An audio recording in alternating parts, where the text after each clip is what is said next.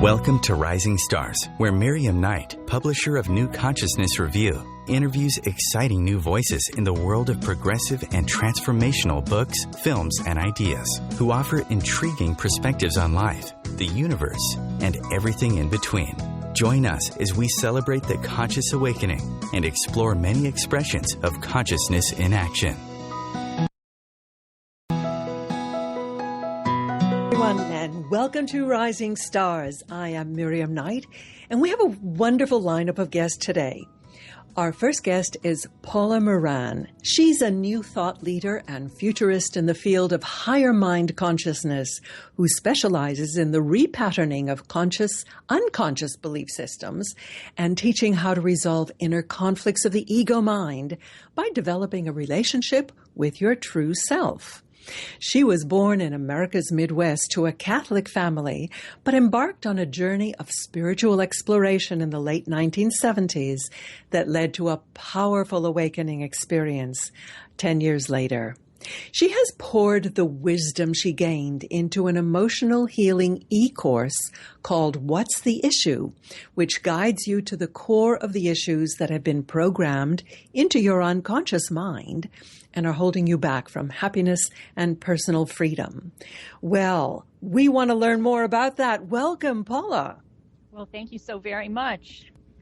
Paula, so many people write about having an awakening experience, and I have to admit to being just a little jealous. What do you think precipitated yours, and what form did it take? Well, it started, it almost seemed like it was out of my control, even though all my life I've been very intuitive and very conscious, even as a small child. And then, I've always been interested in the Veda and Buddhism and yoga, even when, I was born in the 50s. So, even in the 60s and 70s when it wasn't so popular. And then I just started following this intuition, this inner guidance that just kept leading me to, lectures and meditations, because yoga back then wasn't so exercise dominated. It was mostly meditation and lecture from gurus and yogis that would come to town.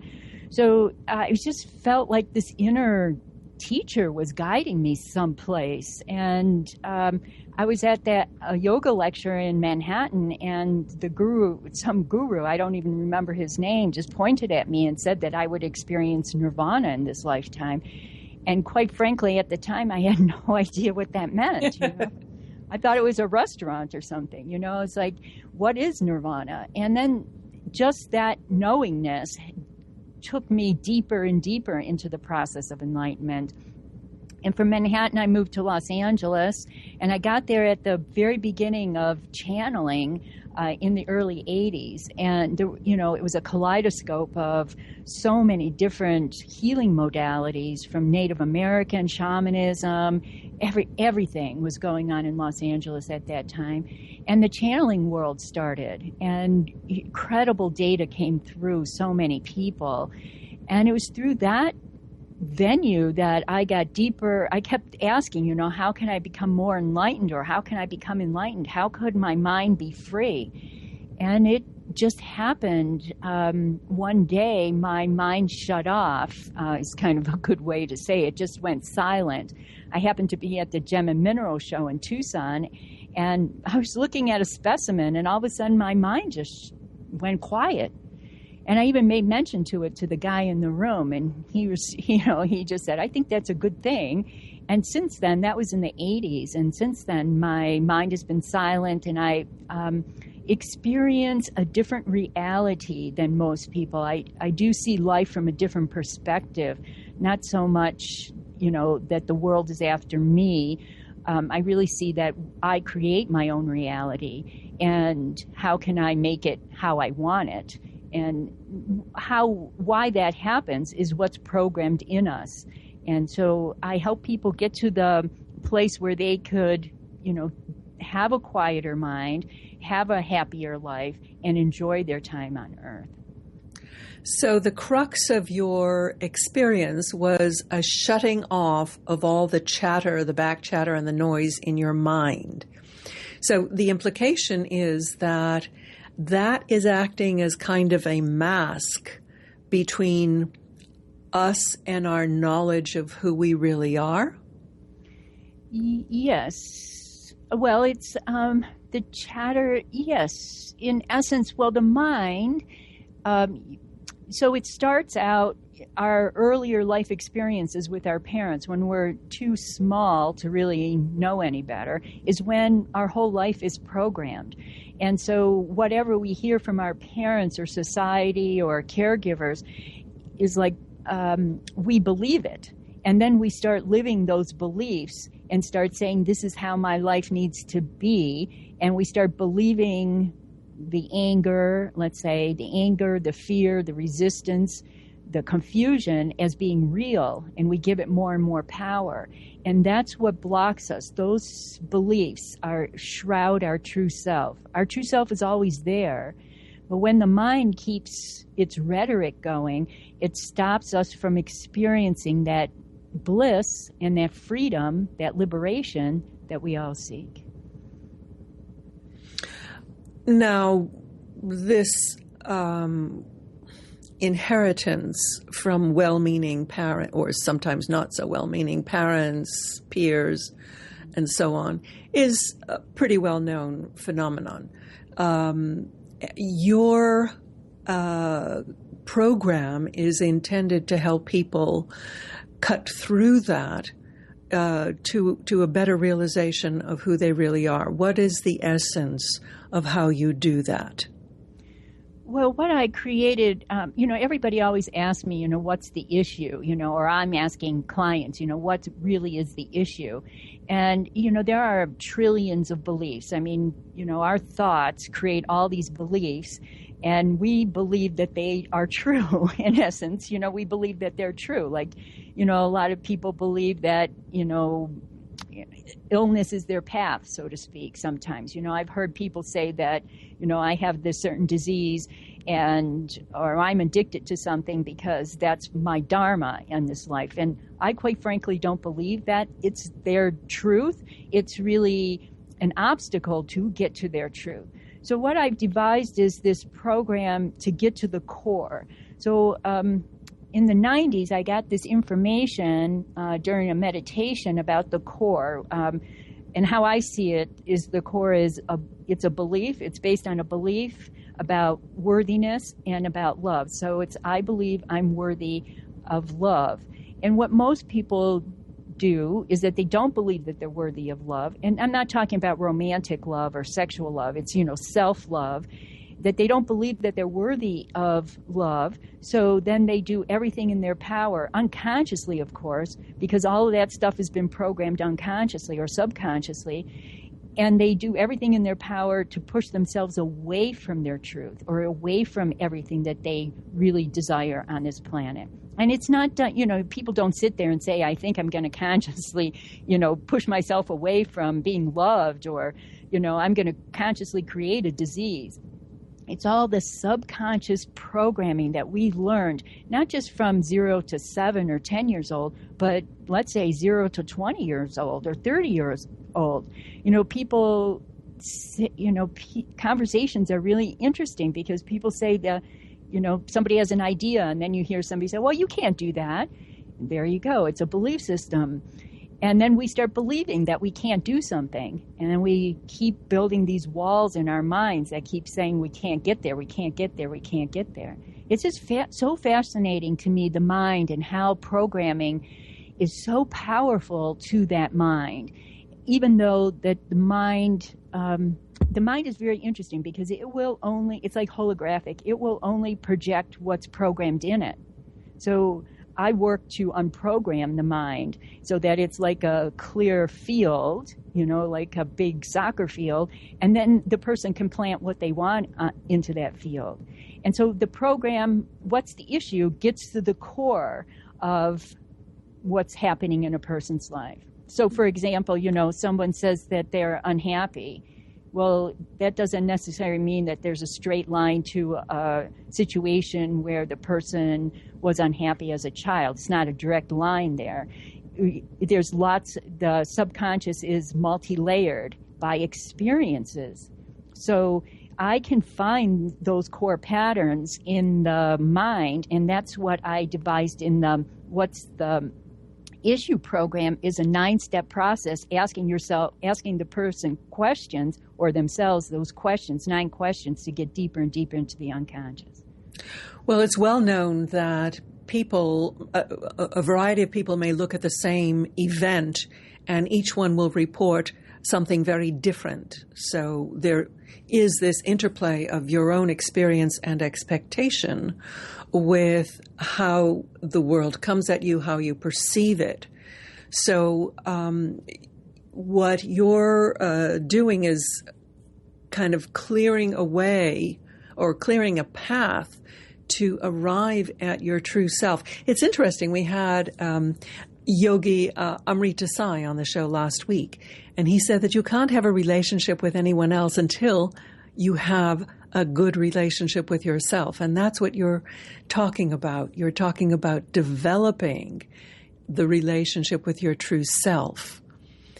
Is that how you kind of approach the solution? Right. Everything begins with us, our individual self. Everything, every little action, every little thought, every little feeling begins with us first. And if we don't have a relationship with ourselves, we can't possibly have a relationship with anybody else or anything else. There's a good relationship. Well, healthy, I'm talking, healthy. Of course, we have lots of relationships, but they're not so healthy all the time. So, yes, and so everything gets projected. One of my big things is, we're all reflections of each other. We mirror each other back and forth. So, yeah. Well, listen, Paula, we have to take a quick break, but we will be back with this fascinating conversation. I'm speaking with Paula Muran about what's the issue.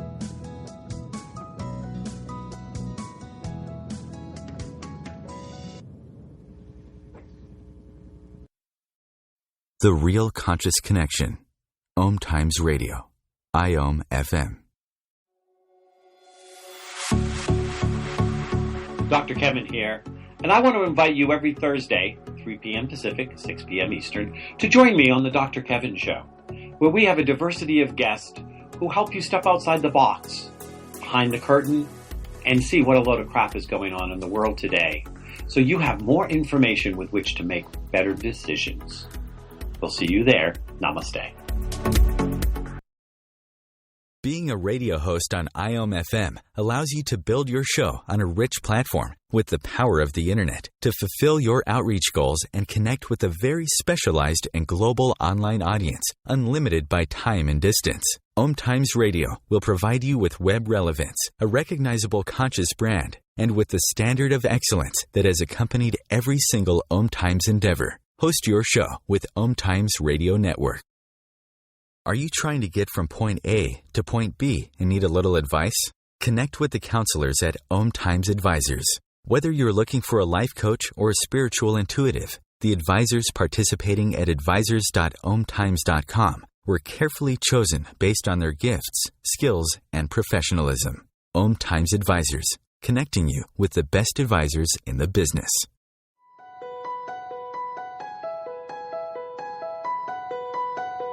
Hello, I'm Miriam Knight of New Consciousness Review, inviting you to my new show where I interview the rising stars of the conscious awakening.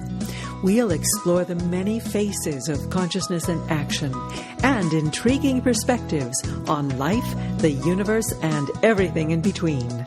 Join us each Wednesday at 2 p.m. Eastern on the Rising Stars Show. The best of holistic, spiritual, and conscious world. OMTimes Radio. IOM FM. And we are back with Paula Muran talking about how to get out of our own way and be the best selves that we can be. Paula, your course what's the issue, offer some tools for people to master themselves, to gain mastery. Can you describe some of them for us? Yes. Well, the course asks a person a question, like, what's the issue? What's the issue? And the example that I used is, a person doesn't feel confident, which is, pretty common. So we don't feel confident. But what is the fear about?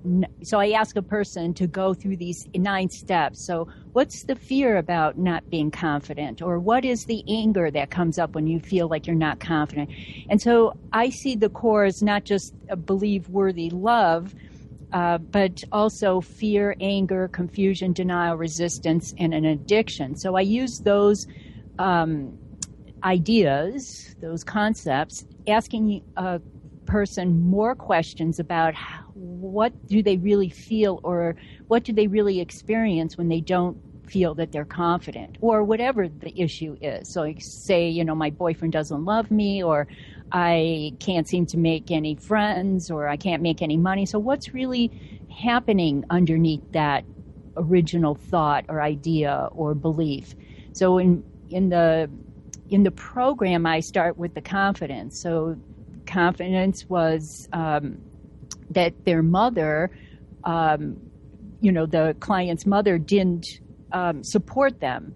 So she felt like, she had to live her life based on what her mom wanted. So she never had the confidence to go out and do what she wanted to do. So it's so fascinating to me that, what we discover is what's lying underneath what we think and believe and live in our lives is not what we think and believe and live in our lives. It's something totally different. So I take a person through these 9 steps, and then it reveals what the core issue is, and then they can make changes in their life. It could be a fear or an anger, and then they could resolve that fear and anger by themselves, either with a person, or sometimes it's not. If it's with a parent, I don't advocate engaging parents unless they're pretty conscious, because a lot of times the parent will go into denial, and then the person will feel more slighted or whatever. So what I encourage people to do is to get a picture of a parent, a father or mother, and start talking to that picture. And I know that sounds pretty bizarre, but it really is effective in getting the issues out of ourselves, because that's where they are. That's very interesting, because my husband is a hypnotherapist, and he goes straight for the subconscious. Mm-hmm. And it sounds like your process is very, very analogous. It's kind of hypnosis without going into trance or self-hypnosis. Tell me, what are the most common issues that people have? Is it across the board, or are there some that crop up over and over and over again? Well, for women, it's a lot of times I'm not good enough. And that seems like it's an archetypal pattern, and it's almost instinctual in a lot of women that they, because how our society is set up, men are quote unquote more superior. And then women are like that second hand or whatever. Second class, yeah. Right. So then we feel that we're not good enough. As a child, where that pattern originates as a child, something to do with discipline. So we get disciplined and we don't know why, and then we feel like we're not good enough for mom and dad's love because they're hitting us or they're yelling at us, so we must not be good enough for that love. And it always comes back to that love, the worthiness of that love. It's just, so that's the one pattern. I'm not good enough. The other thing that's come up is doing something wrong. People always feel like they're doing something wrong in their lives, and they don't know why. It's because as a child, they got reprimanded for doing something, and their parent never described what it was that they were doing wrong. So instead of sitting there and consciously saying to them, oh, by the way, don't put your fingers in that socket, the parent pulled them away from the socket and hit their hand and said, no, this is not right. Well, then the kid doesn't know, what did I do? I'm doing something wrong, but I don't know what. And so a lot of people grow up not wanting to take chances and not wanting to take risks in their life because they're afraid that they're going to do something wrong. And that's where that pattern started. Fascinating. I've never thought about that. That makes a lot of sense. Yes. And the other one is, what will people think? I mean, a lot of Christians, I was born Catholic, so, what will people think? My mom lived her life for everybody else but us, so, what will people think? And that's where that pattern started is, we have to look nice. We have to do it for other people, the neighbors, the cousins, everybody but ourselves. And we are most powerful, not everybody else. So it's interesting how the patterning sets up for the rest of our lives. And then we don't really know why we're doing something. We're just doing it. Mm-hmm. And what I teach people is to come back to themselves, to come to their truth, their true self, and then live their lives. So it's like changing the fabric of their self, their truth, and allowing them to, feel free to do what they want in their lives. Is this something that people are awakening to in greater numbers? The sort of the awareness that there should be more in their lives, and I'm assuming that is really the motive force behind the whole self-help industry, the whole New Age industry. It's looking for this spiritual connection. And going back to what we said earlier, the spiritual connection is first and foremost with yourself. It's connecting back to who you really are. And that is a tremendous gift to give to someone, to recognize that you are worthy of love, that you have done nothing wrong, and just to get rid of that guilt. It's sort of the Catholic in all of us. Right. By the way, Jews are the same way. Yeah, right, exactly. They both had mothers. Right. And yes, exactly. So it's coming back. We are the closest to our God self as a child. And then it's society and parents and everything kind of strip us away from it, but that's where we're closest.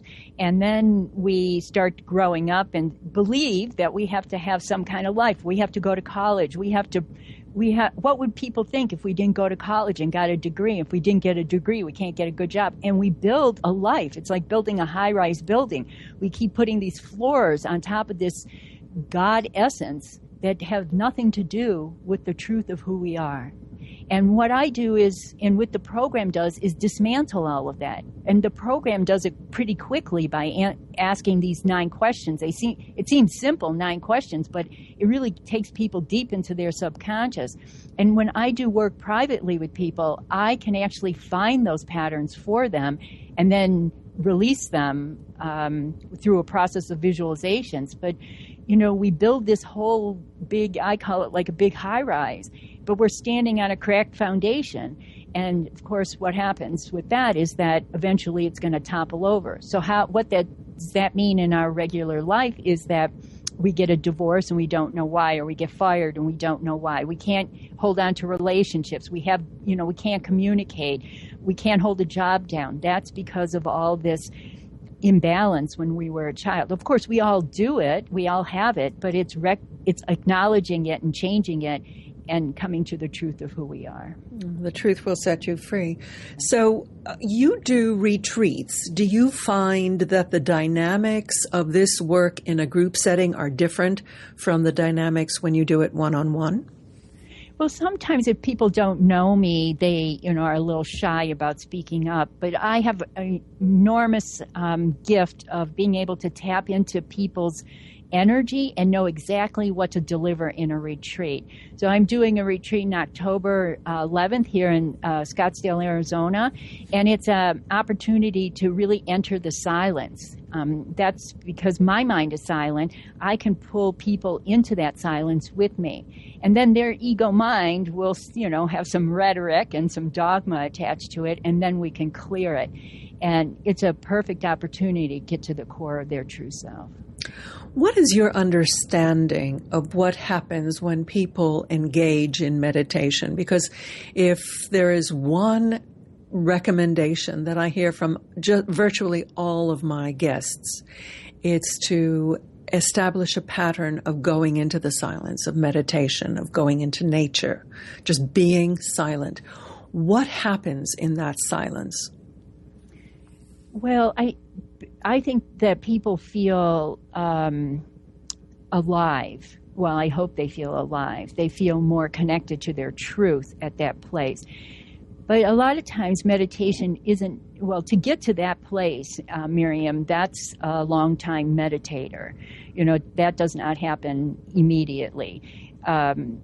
But a lot of times, like in Buddhist meditation or Vipassana meditation, people really focus on something, like they focus on their fear, like what is that, and they start to dialogue with that fear or their denial or their confusion. And then they get to the core, which is similar to what's the issue program's all about, and they get to their truth. And then they see at that place, in that silence, there is peace. There is everything that's available. It's like riding an ocean, you know, it's on a magic carpet or something. It's just freedom. There's nothing holding a person back. So it's delicious, in my opinion. It's just amazing.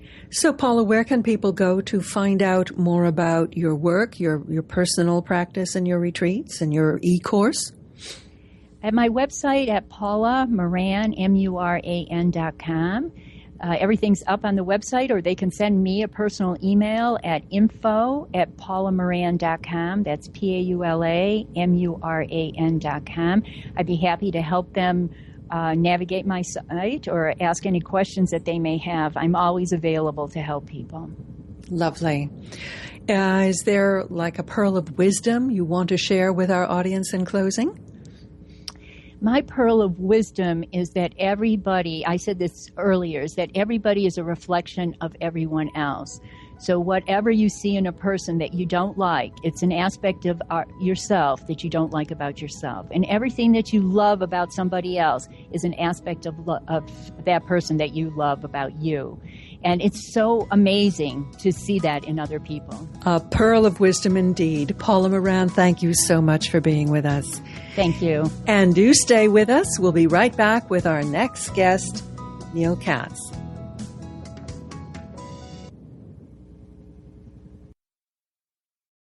Free your mind with OMTimes Radio, IOM FM. Imagine receiving healing, vibration-raising energy as you listen to the radio. Energy that flows effortlessly to you. Imagine exploring all things metaphysical, sharing in an ongoing adventure. Join me, Karen Smoot, along with my co-hosts Lisa Victorson and Wendy Weber for Immersion into Source every Wednesday, 8 p.m. Eastern Standard Time, right here on OM Radio. Host your show on IOM FM, the radio network of OMTimes Media, one of the more recognized brand names in the conscious community, and is backed by the extensive marketing reach of OMTimes. Hosting a show on IOM FM immediately connects you with our extensive dedicated community. Simone Milasas would like you to know that business can be fun, which is why she wrote the book, Joy of Business. What if you could have the joy of business rather than the stress and struggle? Most of the time, the only thing stopping you from a thriving business is you. In the Joy of Business book, Simone gives you access consciousness tools and pragmatic ways to get out of your own way and to create the business, life, and living you know is possible and beyond what this reality says is achievable. Business is joy. It's creation. It's generative. It can be the adventure of living. You can purchase your copy of the book through Amazon or Joy of Business website, www.accessjoyofbusiness.com.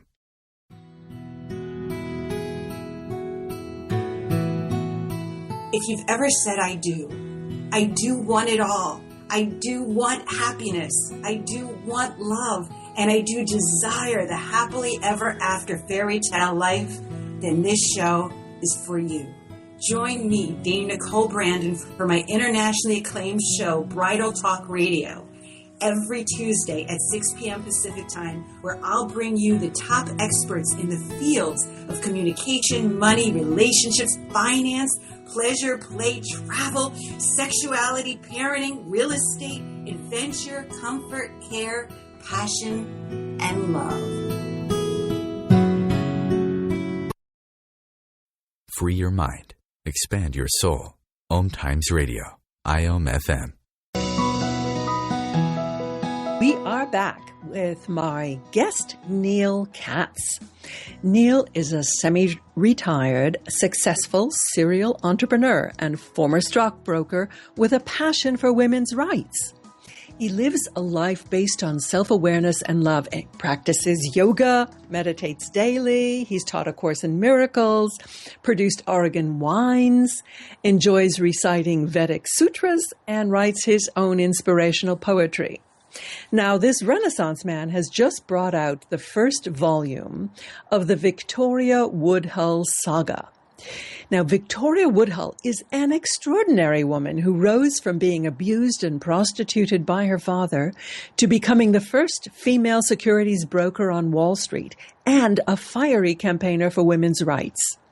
Neal's inspired dramatization of Victoria's story serves to heighten awareness of the historical and continuing degradation and subjugation of women, as well as to expose the historical basis for the manipulation of the free markets of stocks, bonds, and commodities.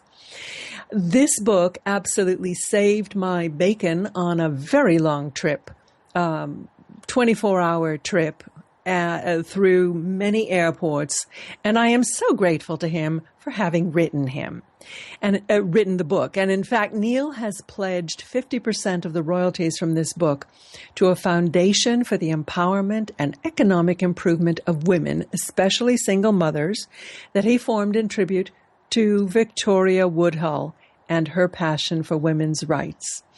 And I might add that it is a fascinating and compelling read. Welcome, Neal. Hi, Miriam. Thank you. And thank you for having me on your show. Well, I'm delighted because I had never heard of Victoria Woodhull. This is such an extraordinary personality. How did you become aware of her? Well, I was actually reading about another woman, Jane Addams, who established the Hull House in Chicago almost a generation later. And she kept referring to someone who inspired her, and it was Victoria Woodhull. Victoria Woodhull was the first woman to be invited to speak to Congress. And Jane's father at that time was a senator, and she may have even encountered her at that presentation to a committee of the Judiciary Committee. And then I read a book by one of the wonderful grand dames of literature and arts in America, Barbara Goldsmith, called Other Powers, which is a history of spiritualism and the women's movement, as well as, in general, Victorian times, primarily leading up to and post-Civil War and through the end of the century. And I became fascinated with her and was studying her.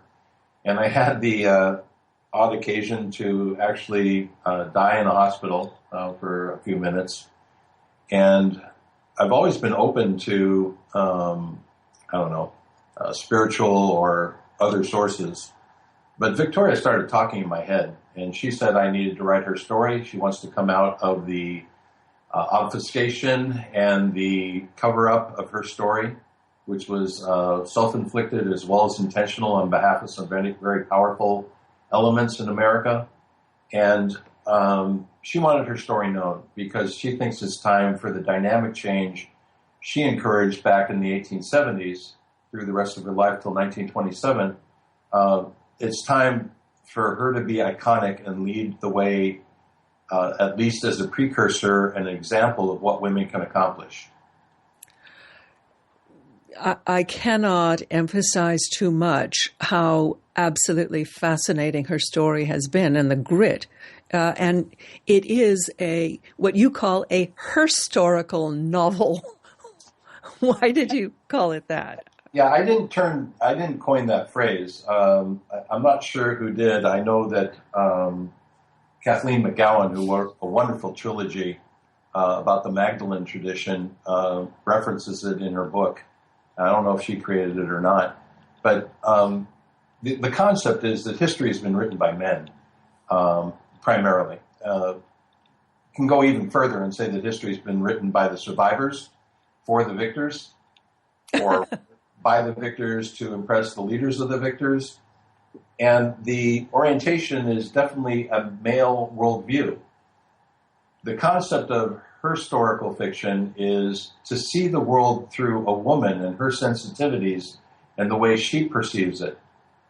I guess the pinnacle or the highlight of the book is when she challenges Frederick Douglass in the offices of Elizabeth Cady Stanton and Susan B. Anthony, publishing The Revolution, their newspaper for the suffrage movement. She challenges Frederick Douglass that she can proclaim that she has no way of understanding the plight of being a Negro in America. Would he not give her the same courtesy, honor, and respect to declare that as a man, there was no way he could understand what she suffered as a woman in America? It's one of the pinnacle points in the book, and you'll have to tell me if it worked and was dramatic enough. But the idea is to view history from a woman's point of view. What made you into a feminist?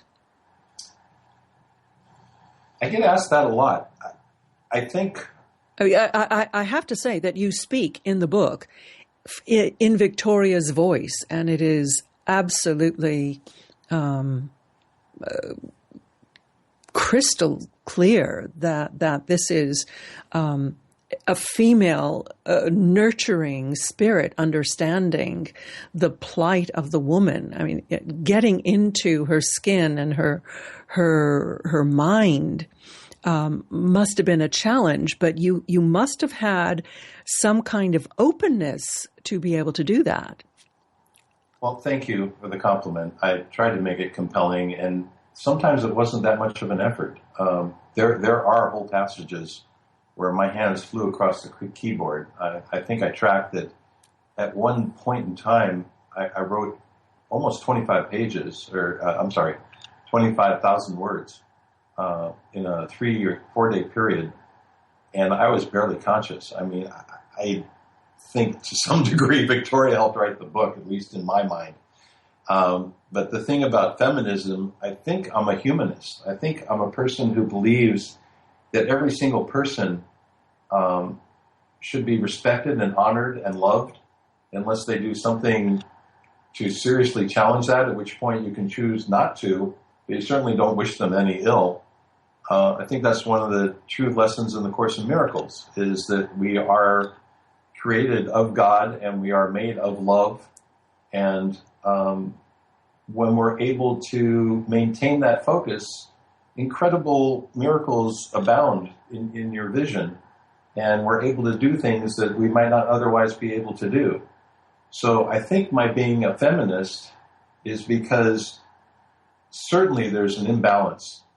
And we need to have women respected and honored, cherished and exalted, to eventually balance the incredible imbalance that's been created.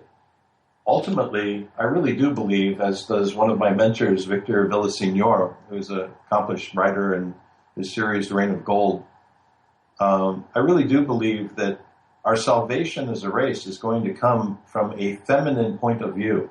That doesn't necessarily mean that it has to be a woman, but it will come from a feminine point of view. So for me, in part, being a feminist is to restore balance. And a male has to be just as much a feminist as, a male energy or the masculine energy. And here we get into the Jungian archetypes of the different qualities within a personality. But only from that balance can come true vision, true insight, true compassion, and the necessary change, the requisite change to move things forward. And if we're talking about balance, certainly one sees in Victoria Woodhull the male warrior energy coming forth very strongly. Yeah, she was astonishing. It's really a shame that she's not iconic. I think every fourth grader that takes home a assignment to learn about somebody and then represent them, dress like them, or represent them to the class. I think that's in the 4th grade. I think both men and women, young boys and girls, should take Victoria Woodhull and quote some of her fabulous quotes. This woman was a true warrior. Thank you for saying that. She was undaunted and compelled.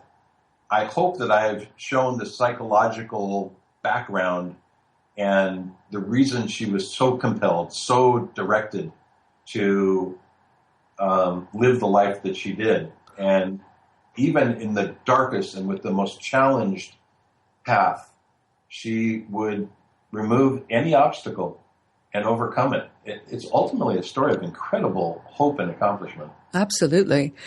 What historical documents were you able to access that gave you such detailed background? Oh, amazing. The internet today, I could have never done this without computers and the internet. I've been to many university libraries and New York public libraries. Absolutely astonishing, and I owe them a great deal of debt. So I've seen original documents, of course, their own literature. They were prolific in both newspaper print as well as publishing their own first woman-owned newspaper, and the quotes from that are amazing. Also, there's been about 6 or 7 histories written about Victoria and her incredible sister, who we shouldn't leave out. Tennessee Celeste Claflin, who led a remarkable life and ends up living like a queen in south of Lisbon, and married to Lord Cook, one of the richest men in Europe. That's after being the paramour of the richest man in America, Cornelius Vanderbilt. But Tennessee is just as important.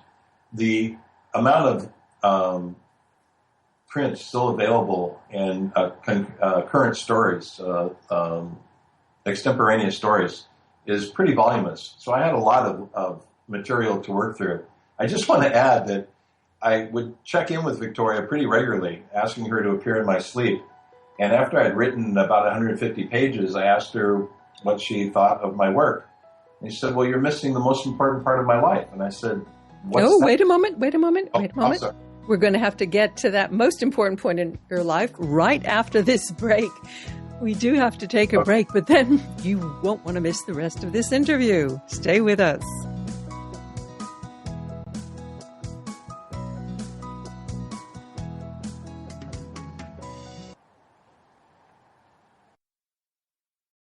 Feed your soul with waves of consciousness on OMTimes Radio. Join Elliot Jolish, the business therapist, each Tuesday at 5 p.m. Eastern for the Elliot Jolish Hour, as he interviews business experts on your behalf. And you're invited to email your business questions to questions@ecjgroup.com for answers, live, on air every Tuesday at 5 p.m. Eastern on the Elliot Jolish Hour.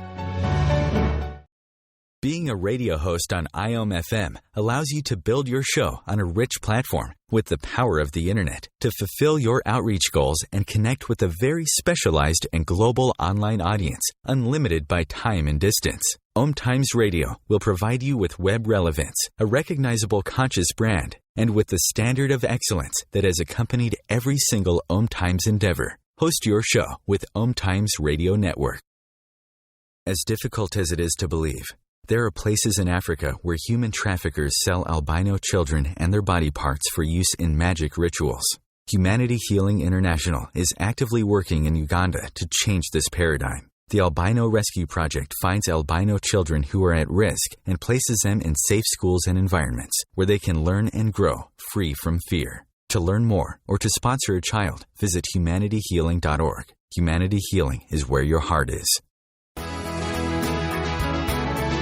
Live with medium Lisa Phoenix, Mediumship Messages and Musings, explores mediumship and all things metaphysical. Lisa Phoenix invites you to reach above and beyond your everyday experiences, to explore new dimensions in the spirit world. She will do live readings to connect callers to their loved ones in spirit, shares engaging stories and teachings from her own personal experience, and will have intriguing conversations with other mediums, spiritual teachers, and healers to help you understand the metaphysical world so you can connect to these forces in your day-to-day life. Join your host on this magical and metaphysical journey into the world of spirit every Sunday at 1 p.m. Eastern Time. Your conscious lifestyle on steroids. OMTimes Radio. IOM FM. With Neal Katz, the author of Outrageous, the Victoria Woodhull Saga, and we've been talking about his first volume, Rise to Riches. Neal, just before the break, first of all, is there a website that people can go to? Oh, thank you for asking. Yes. If you go to Amazon and type in Outrageous, Rise to Riches, the book is available in Kindle form at pre-release price of $2.99. It will be double that or more once it's released. So you can reserve your copy for $2.99 at Kindle.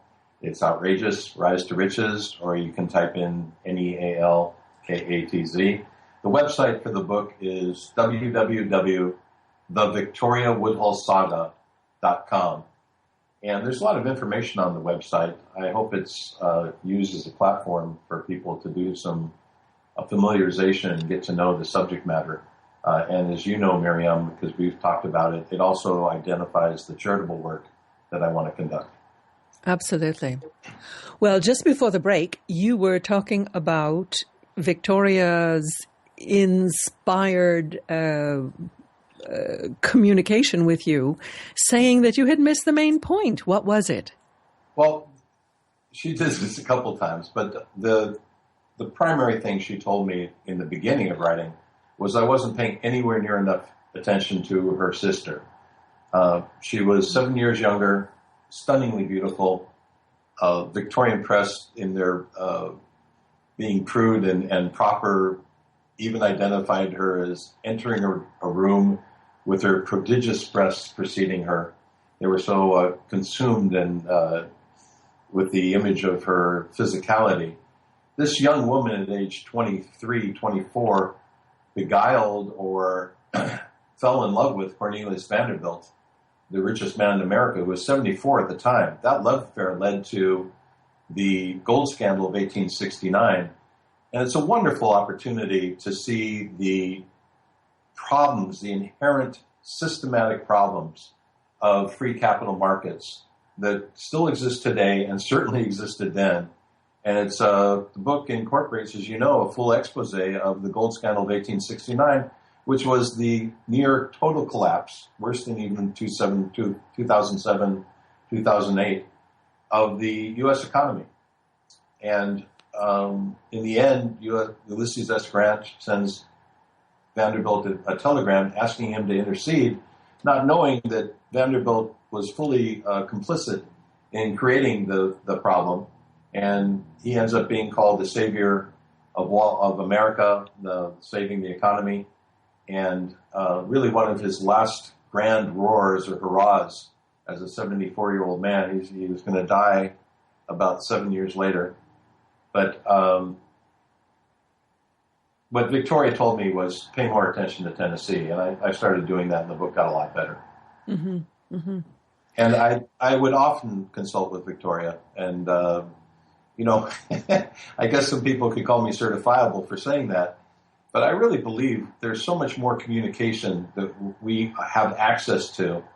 And probably your audience appreciates that more than most. But we have so much more capacity than our limited scope, the typical definition of ourselves allows. When we open up to this, the levels of creativity, the levels of profundity that we can accomplish and really effect true change is just astonishing. I would like to point out that both sisters themselves were highly intuitive and, in fact, gave some pretty profound readings, during their lifetimes. And their intuitive abilities I would imagine, helped them quite a bit in moving into the circles, first of all, in surviving their horrible childhood, but moving into the circles that were absolutely at the pinnacle of power. I mean, they were playing in the big leagues. They were hobnobbing with J.P. Morgan and Cornelius Vanderbilt, the poet Walt Whitman. This is an absolutely astonishing story.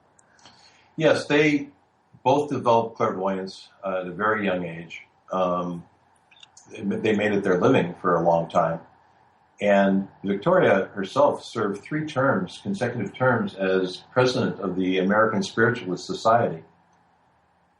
Mm-hmm. Both of them were renowned spiritualists, and Victoria and Tennessee would often identify to the curious, how could they know what they did and how to place their bets, if you will, or their purchases in the stock market.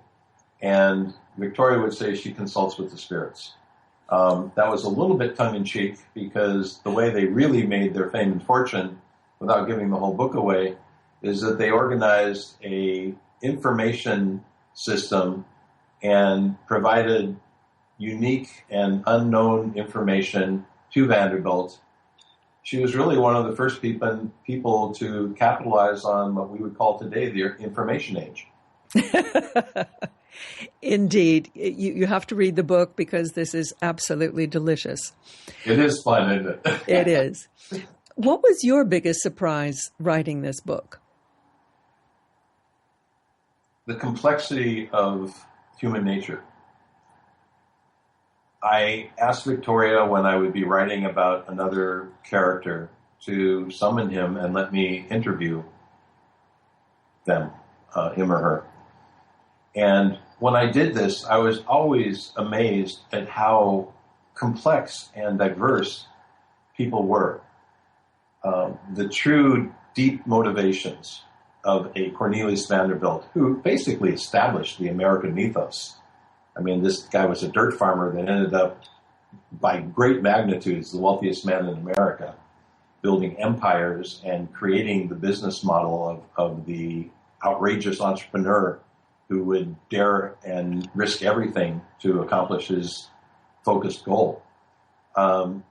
So interviewing Cornelius Vanderbilt, interviewing the very famous, the most famous man in America at the time, the Reverend Henry Ward Beecher, and finding out their true motivations astonished me.